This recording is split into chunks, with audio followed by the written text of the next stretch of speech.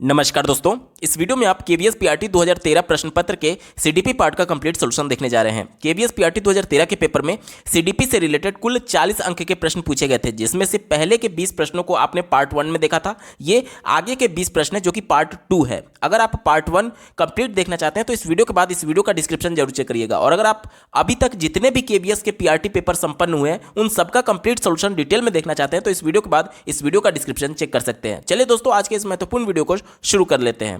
पहला प्रश्न आप अपने स्क्रीन पर देख पा रहे होंगे, किसी क्रियाकलाप के माध्यम से छात्र आसानी से क्यों सीखते हैं। क्रियाकलाप यानी कि बच्चा खुद गतिविधि में शामिल होकर के अपने ज्ञान का निर्माण करेगा। देखिए, आज हम लोग संरचनावाद की बात करते हैं, जिसमें राष्ट्रीय शिक्षा नीति 2020 और एनसीएफ 2005 दोनों संरचनावाद की बात करते हैं। संरचनावाद के अंतर्गत ही जीन पियाजे और ले वाइगोस्की आते थे। उनका यह मानना था कि बच्चे सक्रिय भागीदारी के माध्यम से अपने ज्ञान का रचना करेंगे, यानी जिसमें बच्चा सक्रिय भागीदारी लेगा उसके माध्यम से उसका अधिगम जो होता है वो अर्थपूर्ण होता है। अब देखिए, जब बच्चा क्रियाकलाप करेगा तो जाहिर सी बात है उसमें भाग लेगा, खुद से करके सीखेगा, इसीलिए इसमें छात्र आसानी से सीखते हैं। देखिए, जो पहले विकल्प से शुरुआत कर लेते हैं, क्रियाकलाप सृजनात्मक होता है, तो ये पॉजिटिव तो है, लेकिन हमारा उत्तर नहीं होगा। क्यों नहीं होगा? क्योंकि क्रियाकलाप में बच्चे खुद से करके सीखते हैं, इसलिए वो वाला विकल्प हमें ढूंढना है। दूसरा दिया गया क्रियाकलाप रोचक होता है, तो ये भी पॉजिटिव है, लेकिन उत्तर फिर भी नहीं होगा। तीसरा देखिए, क्रियाकलाप में शारीरिक कार्य शामिल होता है, तो देखिए क्रियाकलाप में जरूरी नहीं है कि केवल शारीरिक कार्य हो सकता है कि कोई मूवमेंट वाला क्रियाकलाप है तो उसमें शारीरिक कार्य होगा, लेकिन कोई अगर ऐसा एक्टिविटी है जिसमें मेंटली बच्चे को थिंकिंग करना पड़े, सोचना पड़े, तो उसमें कहाँ शारीरिक कार्य है, तो ये हमारा उत्तर नहीं हो सकता, ये नेगेटिव है। चौथा देखिए, क्रियाकलाप छात्र द्वारा खुद शुरू किया जाता है। बिल्कुल सही बात है, यही मैं आपको बस समझाने की कोशिश कर रहा था कि क्रियाकलाप यानी किसी एक्टिविटी में बच्चा खुद सक्रिय भागीदारी करता है, और जिस भी चीज में बच्चा सक्रिय भागीदारी लेगा संरचनावाद के हिसाब से उसका अधिगम सबसे अर्थपूर्ण होता है। ऑप्शन नंबर 4 बिल्कुल अप्रोप्रिएट है, यही इसका सटीक जवाब हो जाएगा। बाकी के पहले और दूसरे विकल्प संकुचित हैं, हमारा उत्तर नहीं होगा। अगला प्रश्न पूछा गया था, छात्र किससे सबसे ज्यादा सीखते हैं। ध्यान से समझिएगा, चौथा दिया गया सुनने से, तो ये उत्तर नहीं होगा, क्योंकि आज हम लोग ये मानते हैं कि बच्चे ज्ञान के प्राप्तकर्ता नहीं है बल्कि ज्ञान के निर्माण करता है। सुनने के दौरान बच्चा बिल्कुल निष्क्रिय बैठा रहेगा, वो गतिविधि में पार्टिसिपेट करेगा नहीं, तो वो ज्ञान के प्राप्तकर्ता के तौर पर देखा जा रहा है। जबकि हम लोग आज क्या मानते हैं कि ज्ञान के निर्माणकर्ता होते हैं, और निर्माण करने के लिए जरूरी है कि बच्चा सक्रिय भागीदारी दिखाए। तो सुनना केवल निष्क्रिय था, हमारा उत्तर नहीं होगा। देखने से ये भी निष्क्रिय है, केवल बच्चा ऑब्जर्व कर रहा है, ये भी उत्तर नहीं होगा। पढ़ने से ये भी उत्तर नहीं होगा, क्योंकि करने से, देखिए एक्टिविटी में जब तक बच्चा शामिल नहीं होगा तब तक वो अच्छे तरीके से नहीं सीख सकता। यही हमसे पूछा गया था, छात्र करने से ज्यादा सीखते हैं। विकल्प नंबर 1 सटीक उत्तर है। अगला प्रश्न पूछा गया था, छात्र आमतौर पर वैसे शिक्षक के प्रशंसक होते हैं जो। छात्र किस प्रकार के शिक्षक का प्रशंसा करते हैं या फिर उसको अच्छा टीचर मानते हैं, ये हमसे पूछा जा रहा है। पहला दिया गया है, छात्रों को अच्छे अंकों के साथ पास कराता है, तो ये विकल्प निगेटिव है। देखिए, कोई भी एक ऐसा विकल्प जो कि इनडायरेक्टली बच्चे का हानि करे, वो कभी भी हमारा उत्तर नहीं होगा। अब यहां पर देख लीजिए, छात्रों को नंबर केवल देना उद्देश्य थोड़ी है, बच्चों का अर्थपूर्ण अधिगम होना इंपॉर्टेंट है। तो केवल नंबर दे, बच्चा अगर कुछ सीखा नहीं और आप जबरदस्ती उससे शाबाशी लेने के लिए कि हाँ ये टीचर बहुत अच्छा है, बहुत अच्छे नंबर देते हैं, तो उससे बच्चे का आप अहित कर रहे हैं, क्योंकि वो बिना सीखे आप उसको जबरदस्ती का नंबर दे रहे हैं, तो वो उसके लिए निगेटिव होगा। ठीक है, हमारा उत्तर नहीं होगा, क्योंकि शिक्षा का उद्देश्य सिर्फ नंबर पाना नहीं है।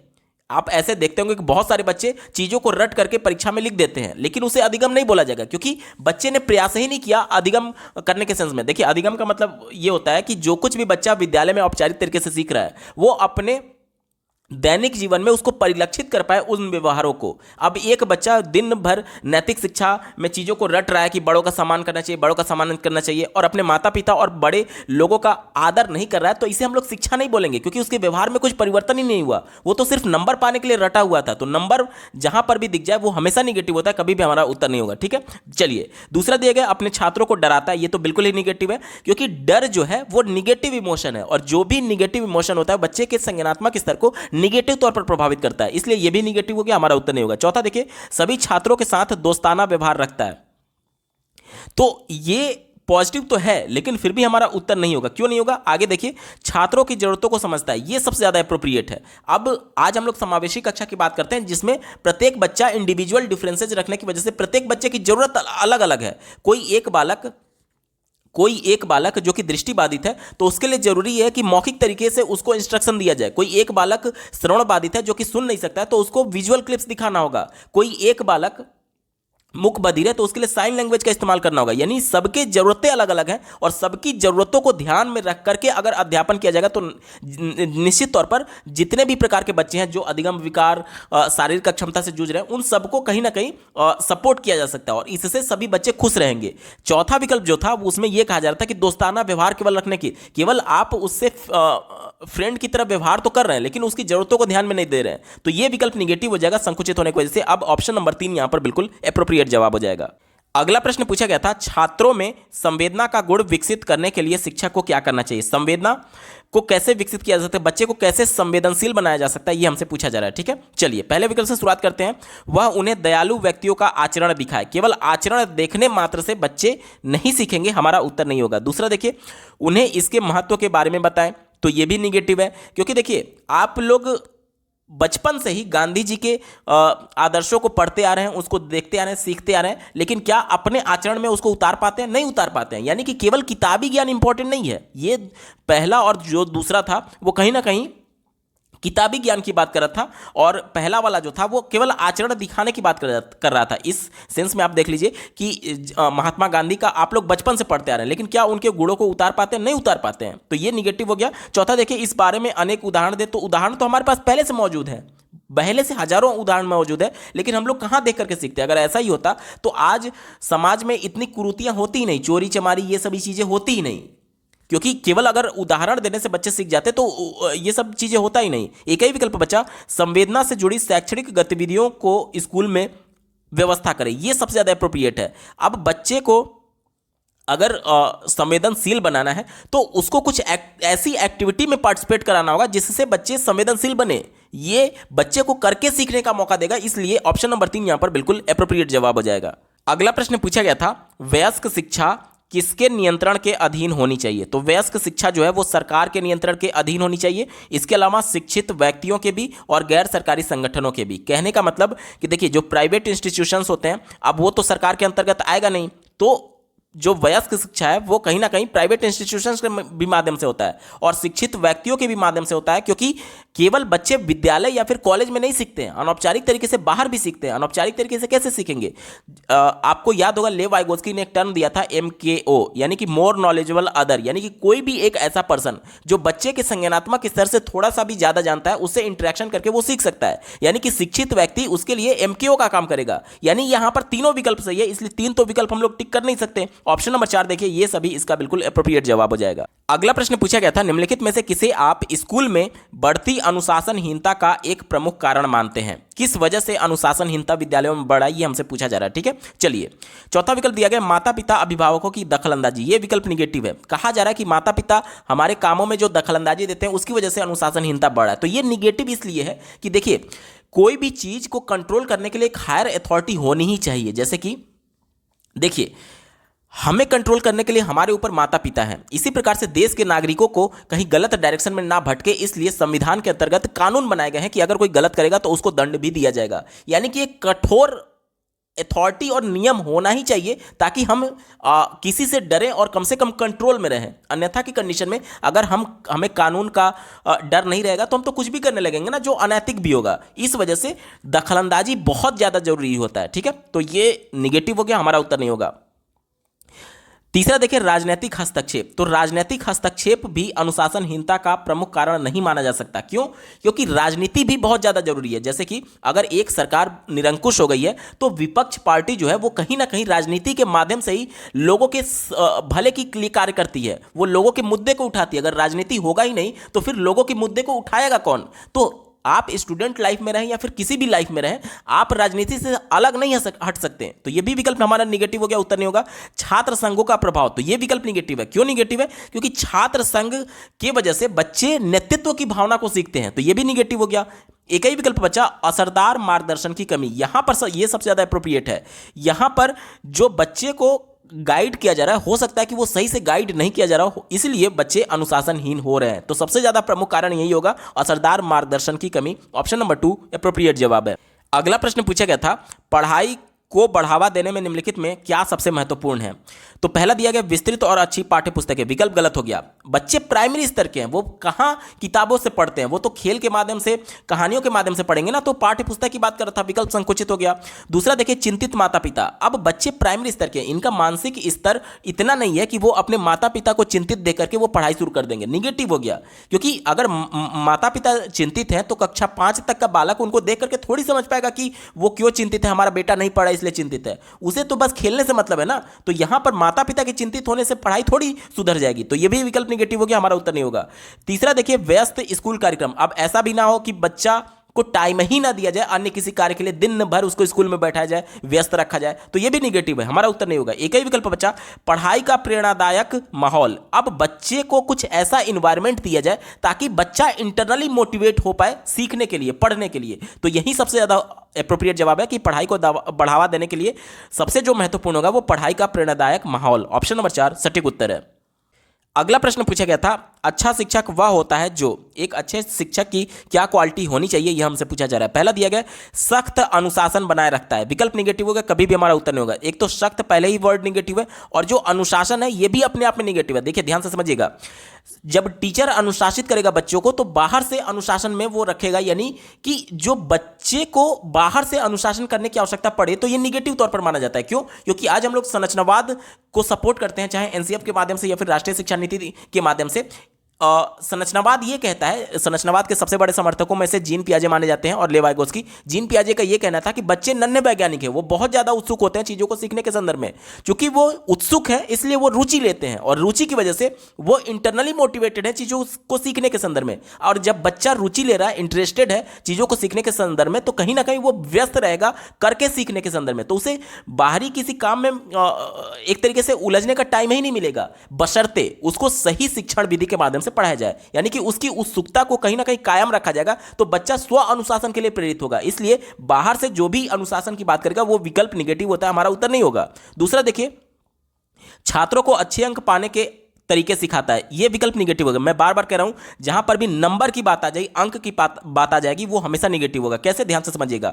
शिक्षा का जो उच्चतम उद्देश्य होता है वो ये होता है कि बालक जो कुछ भी औपचारिक तरीके से विद्यालय में सीख रहा है वो अपने व्यवहार में परिलक्षित कर पाए। अब नैतिक शिक्षा में बच्चे को पढ़ाया जाता है कि बड़ों का सम्मान करिए, वो चीजों को रट करके परीक्षा में पास हो गया, 100 में से 100 अंक ले आया, लेकिन घर पर जाकर के माता पिता का सम्मान नहीं कर रहा है, तो क्या उसके शिक्षा का कोई महत्व है? नहीं है। इसलिए केवल नंबर पाने के लिए जो भी विकल्प होगा वो हमेशा निगेटिव होता है, कभी भी हमारा उत्तर नहीं होगा।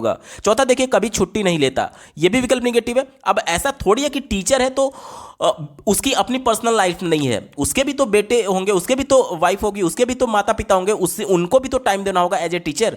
तो इसलिए वो स्कूल में एक टीचर है, लेकिन घर पर जाने के बाद वो किसी का पति हो सकता है, किसी का भाई हो सकता है, किसी के पुत्र हो सकता है, किसी के पिता हो सकते हैं। तो ये सभी चीज़ें आप ये नहीं कह सकते कि केवल वो छुट्टी ही ना ले तो अच्छा टीचर माना जाएगा, क्योंकि उसकी अपनी भी पर्सनल लाइफ है। तो ये विकल्प निगेटिव हो गया, हमारा उत्तर नहीं होगा। एक ही विकल्प बचा रोचक तरीके से पढ़ाता है ताकि बच्चों को पढ़ाई में मजा आ जाए, ये विकल्प सबसे ज्यादा अप्रोप्रिएट है, क्योंकि जब बच्चे को रोचक तरीके से पढ़ाया जाएगा तो बच्चा रुचि लेगा पढ़ाई में, और रुचि की वजह से वो इंटरनली मोटिवेटेड होता है चीजों को करने के सेंस में। ठीक है, ऑप्शन नंबर 3 यहां पर बिल्कुल अप्रोप्रिएट है, यही इसका सटीक जवाब हो जाएगा। अगला प्रश्न पूछा गया था क्रियाकलाप तकनीक होती है, क्रियाकलाप यानी कि एक्टिविटी की बात की जा रही है, तो एक्टिविटी कैसे होगा? बच्चा उसमें सक्रिय भागीदारी लेगा। तो यहां पर केंद्र में क्या है? एक्टिविटी में बच्चा केंद्र में है। चौथे विकल्प से शुरुआत करते हैं, विषय केंद्रित, तो यह विकल्प निगेटिव हो गया। क्यों निगेटिव हो गया? ध्यान से समझिएगा, हमसे केवल क्रियाकलाप की बात की गई है, किसी विषय से संबंधित क्रियाकलाप की बात नहीं की गई है। तो अगर मैथ में भी कोई एक्टिविटी होगी, साइंस में भी कोई एक्टिविटी होगी, और हिस्ट्री में भी कोई एक्टिविटी होगी, इसके अलावा हिंदी भाषा से रिलेटेड कोई एक्टिविटी कराई जा रही है, तो यहां पर विषय केंद्रित कहां हुआ? सभी सब्जेक्ट तो अलग अलग हो गए ना, लेकिन सब में कॉमन क्या है कि सब में बच्चा सक्रिय भागीदारी कर रहा है। तो क्रियाकलाप में कॉमन क्या होता है कि बच्चा सक्रिय भागीदारी करता है, बाकी तो सब्जेक्ट अलग अलग हो गए ना विषय केंद्रित, तो यह विकल्प निगेटिव हो गया, हमारा उत्तर नहीं होगा। दूसरा देखिए शिक्षा केंद्रित, यह भी विकल्प निगेटिव है, क्योंकि क्रियाकलाप देखिए आज हम लोग क्या करते हैं कि बाल केंद्रित शिक्षा की बात करते हैं, जिसमें बालक केंद्र में है और बालक ही तो एक्टिविटी करेगा। अब टीचर अपने से एक्टिविटी करके करेगा क्या? उसे थोड़ी सीखना है, अपने ज्ञान का निर्माण किसको करना है? बच्चे को करना है, तो बच्चे केंद्र में होंगे एक्टिविटी में। ठीक है, तीसरा देखिए कक्षा केंद्रित, ये भी निगेटिव हो गया। एक ही विकल्प बचा छात्र केंद्रित, बाल केंद्रित, ऑप्शन नंबर 1 यहां पर बिल्कुल एप्रोप्रिएट जवाब हो जाएगा। अगला प्रश्न पूछा गया था 140 और इससे ऊपर के स्तर के आईक्यू रखने वाले व्यक्ति को किसके रूप में जाना जाता है? तो इसको विलक्षण प्रतिभा वाला बालक कहते हैं। ऑप्शन नंबर 1 इसका बिल्कुल एप्रोप्रिएट जवाब हो जाएगा। अगला प्रश्न पूछा गया था कुछ सीखने और सीखी गई बात का प्रयोग में लाने की प्रक्रिया किस रूप में जानी जाती है? ध्यान से समझिएगा, यहां पर कुछ चीजें ऐसी हैं जिसको पकड़ करके ही आप गलत उत्तर को तुरंत काट लेंगे। जैसे देखिए, कहा जा रहा है कि कुछ सीखने और सीखी गई बात का प्रयोग करने, यानी कि जो सीख रहा है और जो बात का प्रयोग कर रहा है वो कॉमन है, एक ही बंदे की बात की जा रही है। ठीक है, चलिए इसी को ध्यान में रखिएगा। कहा जा रहा है कि सीखने और सीखी गई बात का प्रयोग करने की प्रक्रिया किस रूप में जानी जाती है? पहला दिया गया सहयोग। सहयोग कैसे होगा? जैसे आप मान लीजिए मेरी सहयोग करना चाहते हैं तो मैं एक अलग इंडिविजुअल हो गया और आप सहयोग कर रहे हैं तो अलग इंडिविजुअल हो गया, यानी सहयोग करने में कम से कम दो व्यक्ति तो चाहिए ही चाहिए। लेकिन यहां पर प्रश्न आप देख पा रहे होंगे कि सीखने और सीखी गई बात का प्रयोग करने, ये एक ही व्यक्ति कर रहा है तो सहयोग तो होगा नहीं, क्योंकि इसमें दो व्यक्ति की बात होनी चाहिए। संघर्ष भी हमारा उत्तर नहीं होगा। रटना तो ऐसा ही निगेटिव होता है, कभी भी हमारा उत्तर नहीं होगा अगर प्रश्न पॉजिटिव सेंस में पूछा गया। एक ही विकल्प बचा, आत्मसातकरण। देखिए ये जीन पियाजे का महत्वपूर्ण टर्म है जिसे हम लोग एसिमिलेशन बोलते हैं, यानी समावेशन भी इसका मतलब होता है। ध्यान से समझिएगा, बच्चे इंफॉर्मेशन को कैसे प्राप्त करते हैं, इसके दो तरीके हैं। पहली बार जब बच्चा किसी इंफॉर्मेशन को प्राप्त किया जिसका स्कीमा उसके माइंड में नहीं बना हुआ है, तो वो सबसे पहले स्कीमा बनाता है अपने माइंड में। स्कीमा क्या होता है? जीन पियाजे ने कहा था कि जिस प्रकार से आपके मोबाइल में अलग अलग फाइल्स के लिए अलग अलग फोल्डर्स बने हुए हैं, उसी प्रकार से बच्चे के भी माइंड में इंफॉर्मेशन अलग अलग फोल्डर्स में सेव होते हैं। इन फोल्डर्स को ही उन्होंने स्कीमा नाम दिया था। अब ध्यान से समझिएगा, मान लीजिए मान लीजिए एक बच्चे ने पहली बार कबूतर को देखा, वो अपने पिता के साथ टहल रहा था और पहली बार कबूतर को देखा, और कबूतर को देखने के बाद से वो अपने पापा से पूछा, पहली बार चूंकि देखा था तो अपने पापा से पूछा कि पापा वो क्या है, तो उसके पिता ने बताया कि ये कबूतर है। तो उसने अपने माइंड में एक स्कीमा बना लिया, एक फोल्डर बना लिया जिसमें उसने ये नाम रख दिया कि जो भी उड़ने वाली चीज़ होगी वो कबूतर होगी। अगले दिन फिर उसने एक उड़ती हुई चीज को देखा और वो उसने पापा को कहा, देखिए पापा वहां पर कबूतर उड़ रहा है। उसके पिता ने कहा कि बेटा ये कबूतर नहीं है, ये कबूतर नहीं है, ये कौवा है। अब बच्चे के मन में विरोधाभास उत्पन्न हुआ कि कल पिता ने बताया था कि ये कौवा है उड़ने वाली चीज, आज कबूतर बता रहे हैं।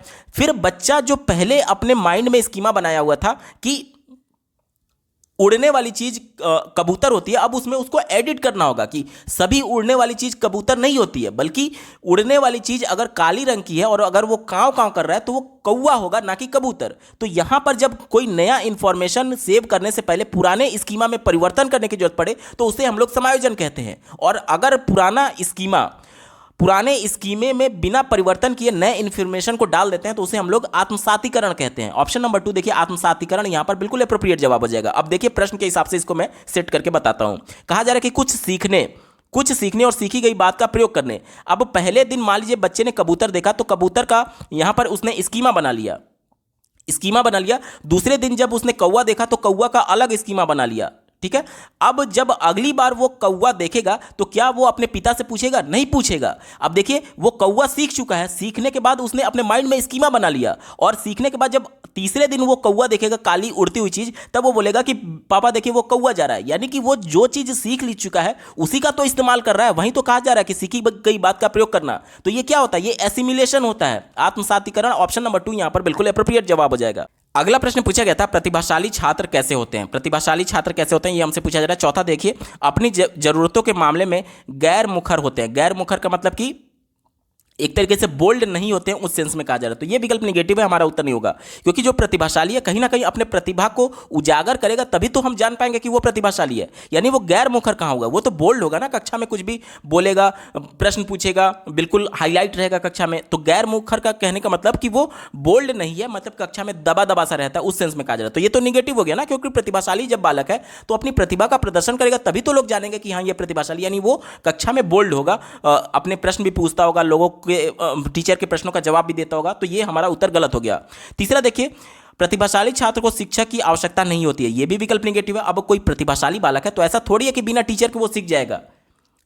जैसे देखिए, प्रतिभाशाली कहने का मतलब कि वो चीज़ों को सीखने में रुचि लेता है, तो उसकी प्रतिभा के हिसाब से उसको उच्च क्वालिटी का, उच्च स्तर का कंटेंट टीचर ही बताएगा। तो यहाँ पर टीचर की आवश्यकता होती है। विकल्प निगेटिव हो गया, हमारा उत्तर नहीं होगा। पहला देखिए, अंतर्मुखी प्रकृति के होते हैं। अंतर्मुखी यानी कि जो अपने में ही खोए रहते हैं। तो ये भी विकल्प निगेटिव है, क्योंकि प्रतिभाशाली कैसे पता चलेगा? जब वो टीचर कोई प्रश्न पूछता होगा, उसका जवाब देता होगा। जब टीचर का कक्षा में जवाब दे रहा है तो वो अंतर्मुखी कहाँ हो गया? अंतर्मुखी कहने का मतलब कि जो इंट्रोवर्ड हो, यानी कि अपने में ही केवल खोया हुआ, स्वलीन हो, उस सेंस में कहा जाता है। तो ये विकल्प निगेटिव हो गया। एक ही विकल्प बचा, फैसले लेने में स्वतंत्र होते हैं। ऑप्शन नंबर 1 यहां पर बिल्कुल एप्रोप्रिएट जवाब हो जाएगा। अगला प्रश्न पूछा गया था, बीज के अंकुरण की अवधारणा को पढ़ाने के लिए सबसे अच्छा तरीका कौन सा है। देखिए पहले विकल्प से शुरुआत करते हैं। कहा जा रहा है कि विस्तृत व्याख्या प्रदान करना। देखिए व्याख्या वर्ड जो होता है वो कहीं पर भी अगर आपको प्राइमरी के पेपर में दिख जाए तो वो तुरंत हमेशा उसको काट दीजिए, वो हमेशा निगेटिव होता है। क्यों? क्योंकि बच्चे प्राइमरी स्तर के हैं, वो खेल के माध्यम से, कहानी के माध्यम से सीखेंगे। अब हायर क्लासेज में आप लोग देखते होंगे कि टीचर कक्षा में आए, लेक्चर देकर के चले गए, बच्चा पढ़े ना पढ़े उसे कोई मतलब नहीं है। लेकिन प्राइमरी स्तर के बच्चे जब तक सक्रिय भागीदारी नहीं करेंगे, यानी कि जब तक उनको एक्टिव आप नहीं रखेंगे, तब तक वो नहीं सीख सकते हैं। इसीलिए उनको खेल के माध्यम से, कहानी के माध्यम से रुचि पैदा करके उनको सक्रिय रखा जाता है ताकि वो सीख पाए। लेक्चर हायर क्लासेस के लिए, प्राइमरी के लिए नहीं है। तो व्याख्या जहां पर भी दिख जाए तुरंत काट कर दीजिए, वो हमेशा निगेटिव होता है। ठीक है। दूसरा देखिए, बीज विकास की तस्वीरें दिखाना। केवल तस्वीर दिखा करके बच्चे नहीं सीख सकते, उत्तर नहीं होगा। चौथा देखिए, बोर्ड पर चित्र बनाना और विवरण देना, यह भी विकल्प निगेटिव है। देखिए विवरण और व्याख्या कहीं ना कहीं एक तरीके से केवल चित्र बना करके उसकी व्याख्या करने के सेंस में, तो यह भी विकल्प नेगेटिव हो गया। एक ही विकल्प बचा, छात्रों के द्वारा बीज लगाना और अंकुरण का निरीक्षण करना। यहां पर सबसे ज्यादा अप्रोप्रिएट ये हो जाएगा। क्यों? क्योंकि यहां पर बच्चा खुद भी एक्टिव है गतिविधि करने में, और साथ ही वो प्रत्यक्ष तौर पर अवलोकन कर रहा है अंकुरण के प्रोसेस को। तो ये उसका मूर्त एक तरीके से अनुभव हो गया, और उसका अनुभव जो होता है, जो वो खुद से करके देखता है, वो सबसे ज्यादा स्थायी रहता है। ऑप्शन नंबर 3 यहां पर बिल्कुल एप्रोप्रिएट है, यही इसका सटीक जवाब हो जाएगा। अगला प्रश्न पूछा गया था, विकास कब से शुरू होता है। ध्यान से समझिएगा, बच्चे का जो विकास होता है वो माता के गर्भ से ही शुरू हो जाता है। माता के गर्भ से ही शुरू हो जाता है, क्योंकि बच्चा मां के गर्भ में ही उसके हाथ पैर विकसित हो जाते हैं, उसके बाद वो जन्म लेता है। ठीक है। तो विकास का जो कार्य है वो उनके माता के गर्भ से ही शुरू हो जाता है। पहले विकल्प से शुरुआत करेंगे, बचपन काल के पूर्व। तो बचपन के काल के पूर्व क्या आता है? वो हमारा शैशवावस्था आता है, यानी 0 से 2 साल। उसके पहले भी माता के गर्भ में उसका विकास हो रहा था। तो आप बचपन काल से पूर्व, यानी कि शैशवावस्था को विकास का शुरुआत नहीं मान सकते, ये उत्तर नहीं होगा। तीसरा देखिए, बचपन काल की अवस्था, ये भी विकल्प निगेटिव है। बचपन काल को 3 भागों में बांटा गया, पूर्व बचपन, मध्य बचपन, उत्तर बचपन। तो पूर्व बचपन जो होता है वो 3 से 6 साल के लिए होता है। तो क्या विकास 3 से 6 साल से शुरू होता है? नहीं, 3 से पहले भी तो उसका विकास हुआ होगा। जब बच्चा जन्म लिया उस समय भी उसका विकास होकर के ही तो 3 साल का हुआ है, और जब मां के गर्भ में था तब भी तो उसका विकास हो रहा था। तो यह भी विकल्प निगेटिव हो गया। चौथा देखिए, बचपन काल के बाद। बचपन काल तो आपका इसके बाद बोला जा रहा है, तो क्या इससे पहले बच्चे विकसित नहीं होते हैं? यह विकल्प निगेटिव हो गया, हमारा उत्तर नहीं होगा। एक ही विकल्प बचा, प्रसव काल के पूर्व। प्रसव काल यानी कि जब डिलीवरी होती है उससे पहले, जब माता के गर्भ में बच्चा था उसी समय से उसका विकास प्रारंभ हो गया था। विकल्प नंबर 2 यहां पर बिल्कुल एप्रोप्रिएट जवाब हो जाएगा।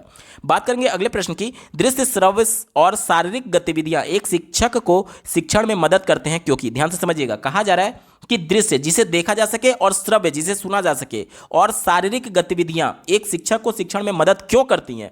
ध्यान से समझिएगा, जितनी ज्यादा इंद्रियां बच्चों की एक्टिव रहेंगी किसी गतिविधि को करने के दौरान या फिर किसी चीज को अवलोकन करने के दौरान, वो उतना ही अर्थपूर्ण अधिगम होगा। जैसे कि ध्यान से समझिए, जैसे कि कोई चीज आप केवल मोबाइल में सुन रहे हैं ऑडियो के तौर पर, लेकिन जब आप उस चीज को प्रत्यक्ष देख भी रहे होते हैं तो चीजें और ज्यादा आपको कोरिलेट कर पाते हैं। क्यों? क्योंकि प्रत्यक्ष देखने के हिसाब से जो चीज आप अपने परिवेश में देखे हुए उसे उसको कोरिलेट कर पाते हैं, जो कि केवल श्रव्य के माध्यम से आप नहीं कर पा रहे थे। क्योंकि जब आप चीजों को देख रहे हैं तो कहीं ना कहीं अपने दैनिक जीवन से उसको जोड़ने की कोशिश करते हैं। इसलिए जितनी ज्यादा इंद्रियां एक्टिव रहती हैं बच्चे की किसी चीज को सीखने के दौरान, उसका अधिगम उतना ही अर्थपूर्ण होता है। ठीक है, इसी को ध्यान में रख करके उत्तर ढूंढेंगे। पहला दिया गया, शिक्षार्थियों को दिशा प्रदान करते हैं, तो यह विकल्प निगेटिव हो गया, हमारा उत्तर नहीं होगा।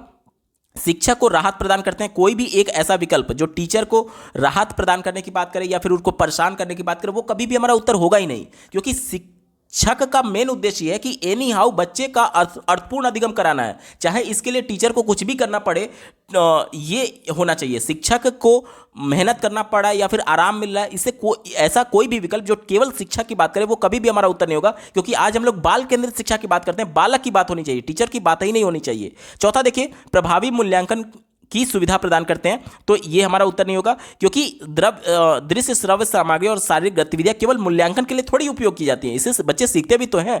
एक ही विकल्प बचा, इंद्रियों का अधिकतम उपयोग करके सीखने में सहयोग होती है। ऑप्शन नंबर 3 बिल्कुल एप्रोप्रिएट जवाब है। अभी मैंने आपको एक्सप्लेन किया कि जितनी ज्यादा इंद्रियां एक्टिव रहेंगी किसी चीज को सीखने के दौरान, उतना ही बच्चा अर्थपूर्ण अधिगम कर सकता है। विकल्प नंबर 3 सही उत्तर है। अगला प्रश्न पूछा गया था, शिक्षा को किसी व्यक्ति की अपनी जिंदगी को क्या बनाने में सक्षम बनाने वाली होनी चाहिए? तो पहला दिया गया बेहतर बनाने वाली, तो ये बात बिल्कुल सही है। संतोषजनक बनाने वाली बिल्कुल सही है। सार्थक बनाने वाली, तीनों विकल्प बिल्कुल सही हैं, क्योंकि शिक्षा का उद्देश्य ही ये होता है कि जो कुछ बच्चा औपचारिक तरीके से विद्यालय में सीख रहा है वो अपने दैनिक जीवन में उतार पाए और कहीं ना कहीं जो भी जैसा भी उसको मिला वो उसमें संतोष रह पाए, साथ ही साथ वो और बेहतर करने का प्रयास करे और अपने एक तरीके से जिंदगी को सार्थक बना पाए। तो अब तीनों विकल्प तो हम लोग टिक कर नहीं सकते, इसलिए सभी संबंधित के लिए महत्वपूर्ण ऑप्शन नंबर 4 यहां पर बिल्कुल अप्रोप्रिएट जवाब हो जाएगा।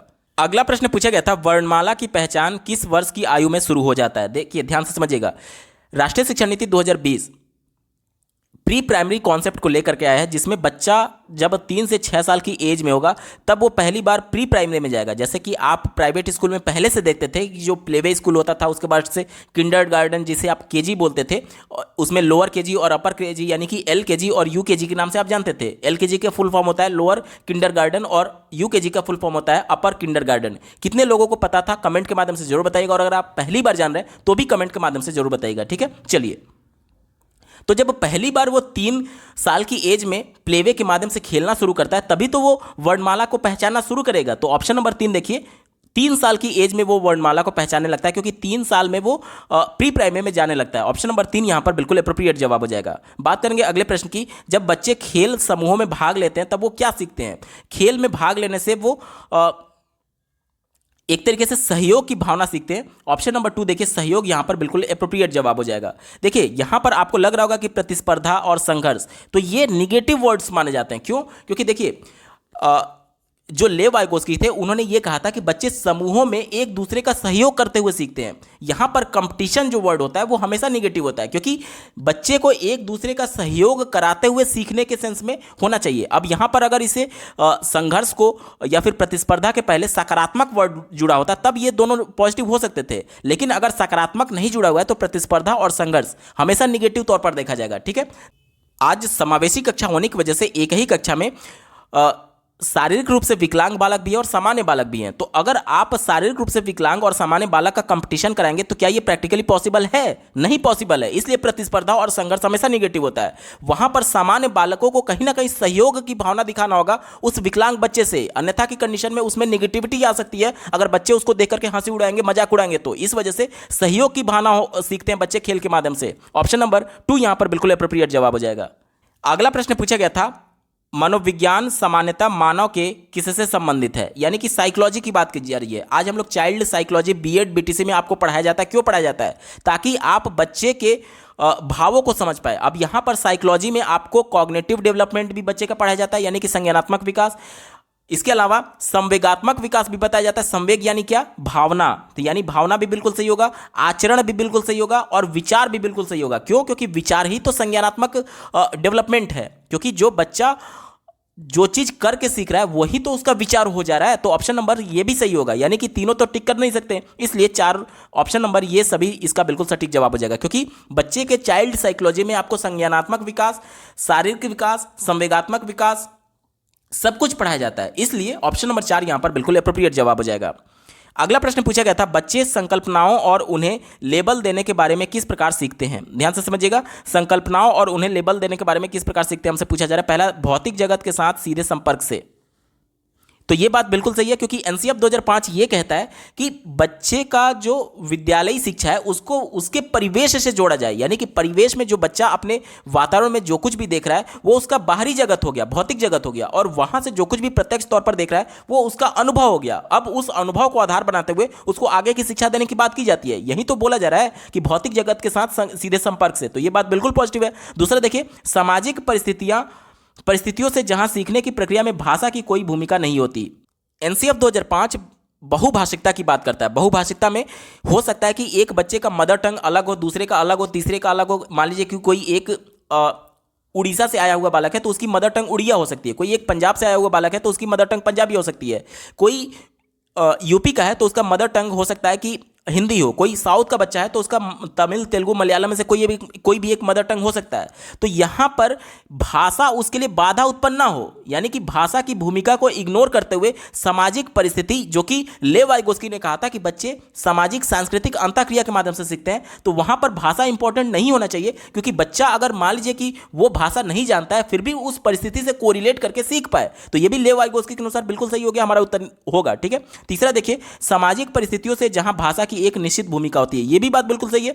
अब अपने सांस्कृतिक पृष्ठभूमि में जो कि मदर टंग बच्चा जान रहा है, उसकी सांस्कृतिक पृष्ठभूमि में जो भी एक तरीके से चीजें घटित हो रही हैं, यानी कि जो भी उसका सांस्कृतिक सामाजिक संदर्भ है उससे कोरिलेट करके सीखने की, क्योंकि वहां पर अपने सांस्कृतिक पृष्ठभूमि में तो बच्चा भाषा को समझ रहा है, तो उस भाषा के माध्यम से भी सीखेगा, और जहां पर भाषा नहीं देख रहा है, मतलब नहीं समझ पा रहा है, वहां पर उसके सांस्कृतिक पृष्ठभूमि से जोड़ करके सीखेगा। तो ये भी बिल्कुल सही हो गया। अब तीनों तो टिक करेंगे नहीं, इस वजह से ऑप्शन नंबर 4 ये सभी इसका बिल्कुल एप्रोप्रिएट जवाब हो जाएगा। दोस्तों, केवीएस पीआरटी 2013 प्रश्न पत्र के सीडीपी पार्ट का कंप्लीट पेपर सॉल्यूशन आपने देखा। ये पार्ट 2 था। पार्ट 1 देखने के लिए इस वीडियो का डिस्क्रिप्शन जरूर चेक करिएगा। अगर आप केवीएस पीआरटी अभी तक जितने भी पेपर संपन्न हुए सबका कंप्लीट पेपर सॉल्यूशन डिटेल में देखना चाहते हैं तो इस वीडियो के बाद इस वीडियो का डिस्क्रिप्शन जरूर चेक करिएगा। और आपको ये वीडियो कैसा लगा कमेंट के माध्यम से जरूर बताइएगा, क्योंकि आपका एक कमेंट मुझे मोटिवेट करेगा ऐसे महत्वपूर्ण वीडियो लाने के संदर्भ में। इस वीडियो को देखने के लिए आपका बहुत बहुत धन्यवाद। भगवान करे आपका दिन शुभ हो।